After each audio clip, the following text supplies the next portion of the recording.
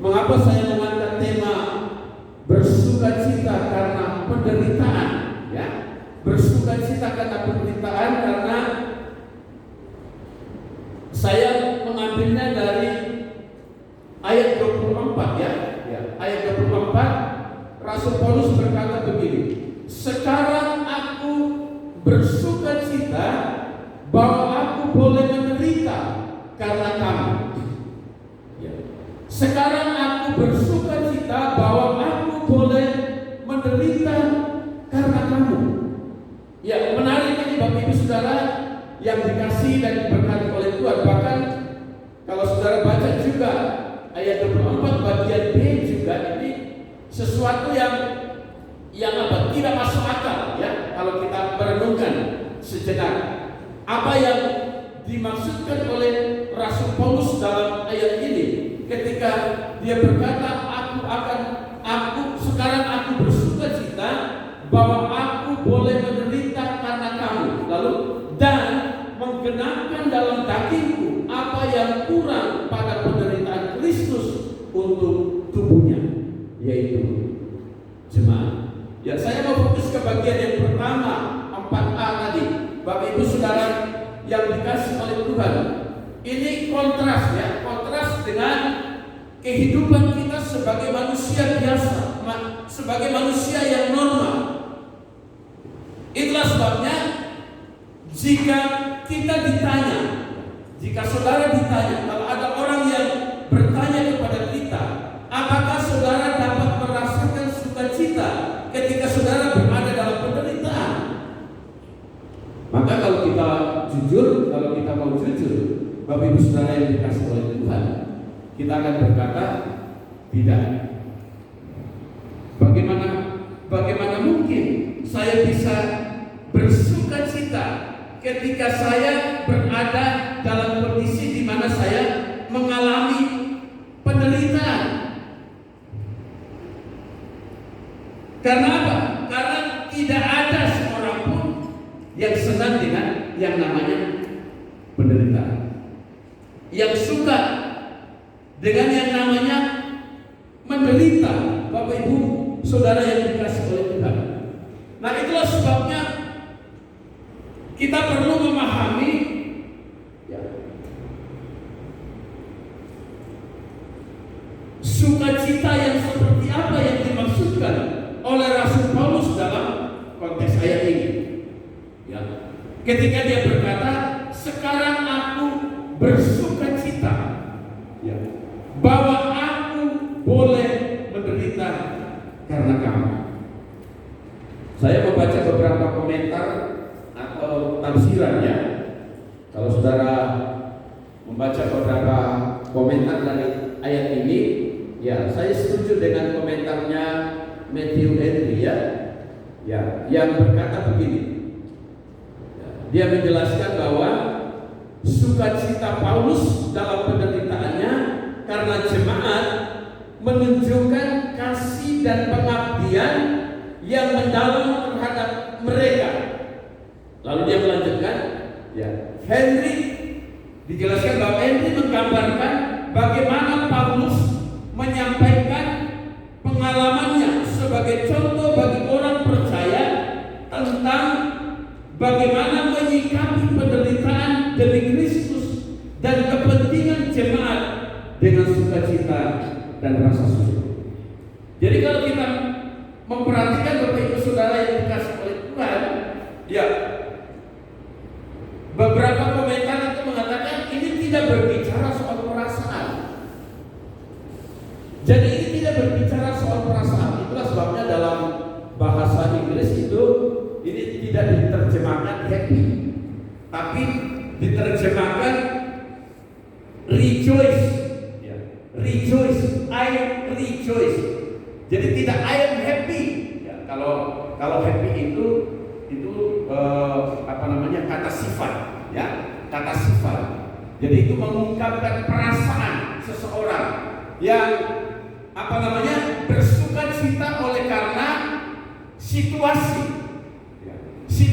di luar, oleh karena situasi dan keadaan yang di luar.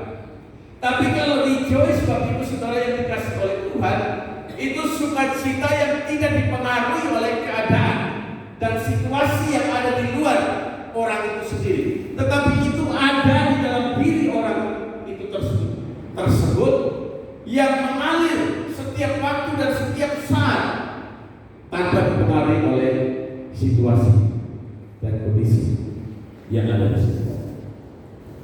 Jadi Bapak Ibu Saudara yang dikasih oleh Tuhan, makna ungkapan sukacita dalam surat Kolose yang dituliskan oleh Rasul Paulus ini bermakna tentang sikap, respon, reaksi Rasul Paulus atas penderitaan yang dialami. Bukan semata-mata perasaan, perasaan sukacita itu ketika dia berkata bahwa aku bersukacita. Bukan perasaan itu, tetapi lebih kepada respon dia, sikap dia, reaksi dia terhadap penderitaan yang dialami ketika dia memberitakan itu, ketika dia melayani, ketika dia mengerjakan tugas dan pelayanan yang Tuhan percayakan kepada kita. Nah, itulah sebabnya Bapak Ibu Saudara yang dikasih oleh Tuhan, bagi saya prinsip sama. Kita juga bisa punya respon, sikap, reaksi yang positif ketika kita menghadapi yang namanya penderitaan di dalam hidup kita. Nah, itu sebabnya bagaimana sikap kita semestinya, seharusnya, bagaimana respon kita, bagaimana reaksi kita ketika suatu ketika Tuhan mengizinkan kita mengalami yang namanya penderitaan, sebagaimana yang dihadapi oleh Rasul Paulus dalam tugas dan pelayanan yang dipercayakan kepadanya.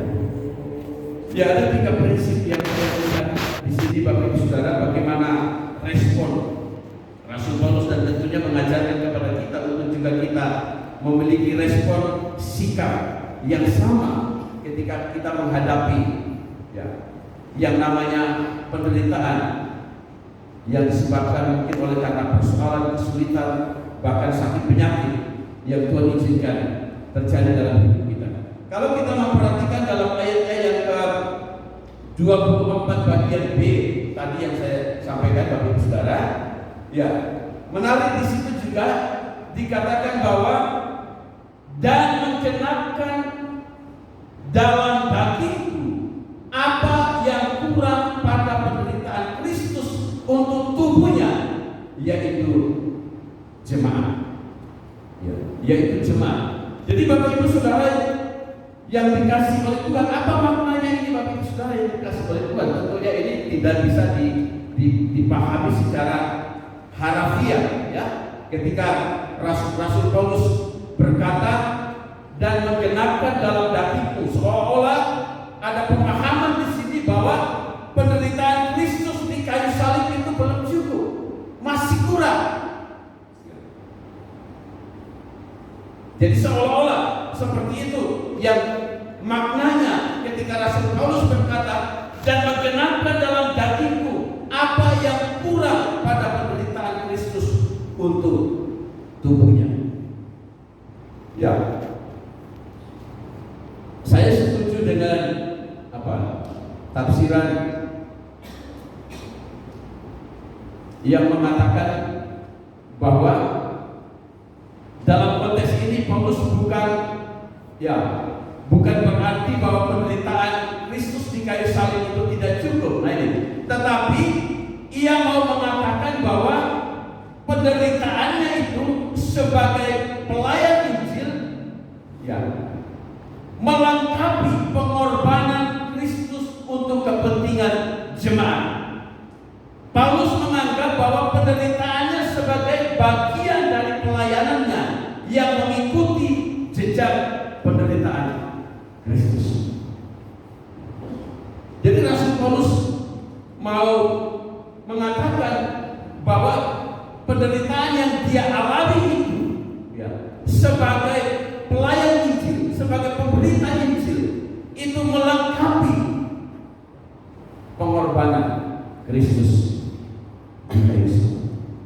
Nah, itulah sebabnya prinsip yang pertama, Bapak Ibu Saudara yang dikasih oleh Tuhan, reaksi, ya, sikap, ya, kita ketika kita menghadapi sebuah, ya, tantangan yang membuat kita menderita, Bapak Ibu Saudara, ya, kita harus melihat itu sebagai satu kesempatan untuk ikut merasakan penderitaan Yesus di kayu salib. Bagi saya prinsip sederhananya, kalau kita mau terapkan dalam kehidupan kita, dalam pelayanan kita, ya, dalam hidup kita, ya, kita harus punya sikap, kita harus punya respon yang positif ketika kita mengalami yang namanya penderitaan. Ya, lihat